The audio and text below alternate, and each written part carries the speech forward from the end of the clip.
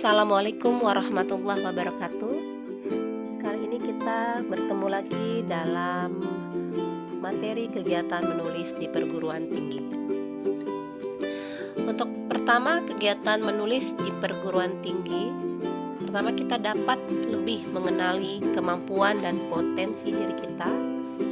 Lalu kita dapat mengembangkan berbagai gagasan, memaksa kita lebih banyak menyerap, mencari serta menguasai informasi, mengorganisasikan gagasan secara sistematik, serta mengungkapkan secara tersurat. Kita dapat meninjau serta menilai gagasan secara lebih objektif. Dengan menulis, kita akan lebih mudah memecahkan permasalahan. Tugas menulis suatu topik mendorong kita belajar secara aktif. Dan yang terakhir, kegiatan menulis yang terencana akan membiasakan kita berpikir serta berbahasa secara tertib. Lalu di sini ada ciri-ciri tulisan yang baik. Pertama, bermakna. Kedua, jelas atau lugas. Ketiga, merupakan kesatuan yang bulat. Keempat, singkat dan padat. Kelima, kaidah kebahasaan. Keenam, bersikap komunikatif. Lalu ada persyaratan menulis. Yang pertama, memilih topik yang jelas. 2. Membatasi topik tersebut. 3. Mengembangkan gagasan. 4. Menyajikannya dalam kalimat dan paragraf yang tersusun secara logis. Kedua, menulis kegiatan dalam proses penulisan ada beberapa tahap. Dibagi menjadi 3. Yang pertama, tahap pra-penulisan. Kedua, tahap penulisan. Ketiga, tahap revisi. Kita bahas yang pertama. Yang pertama, tahap pra-penulisan dibagi lagi menjadi 3. Yang pertama, penentuan topik. Kedua, penentuan tujuan. Ketiga, pemilihan bahan. Lalu tahap penulisan. Yang pertama, penyusunan paragraf dan kalimat. Kedua, pemilihan kata.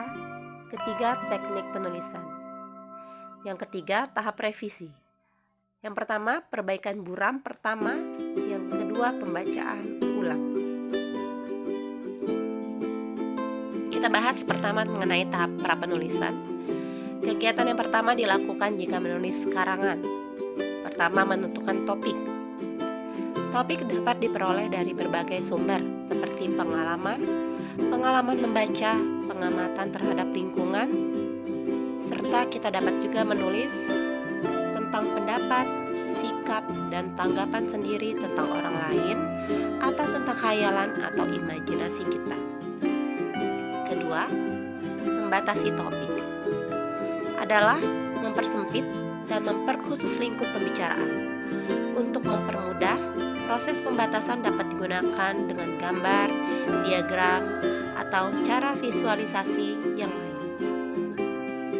Ketiga, tujuan penulisan adalah sebagai semacam pola yang mengendalikan tulisan secara menyeluruh. Keempat, menentukan bahan atau materi penulisan adalah semua informasi atau data yang dipergunakan untuk mencapai tujuan penulisan. Yang kelima, menyusun kerangka adalah memecahkan topik ke dalam sub-subtopik dalam bentuk kerangka topik atau kerangka kalimat. Kerangka dapat disusun dengan berbagai cara.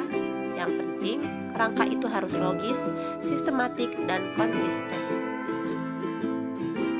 Tahap kedua yaitu tahap penulisan adalah membahas setiap butir topik yang ada di dalam kerangka yang disusun.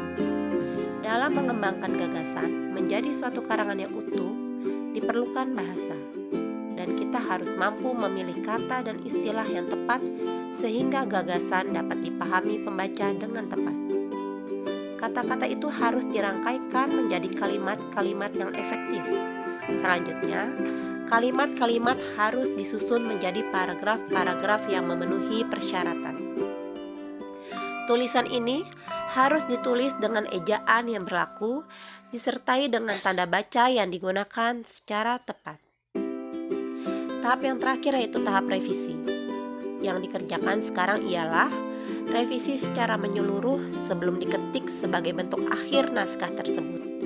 Pada tahap ini, biasanya kita meneliti secara menyeluruh mengenai logika, sistematika, ejaan, tanda baca, pilihan kata, kalimat, paragraf, pemetikan catatan kaki, dan daftar pustaka. Jika tidak ada lagi yang kurang memenuhi persyaratan, selesailah sudah tulisan kita. Terima kasih. Demikian pemaparan materi mengenai kegiatan menulis di perguruan tinggi. Assalamualaikum warahmatullahi wabarakatuh.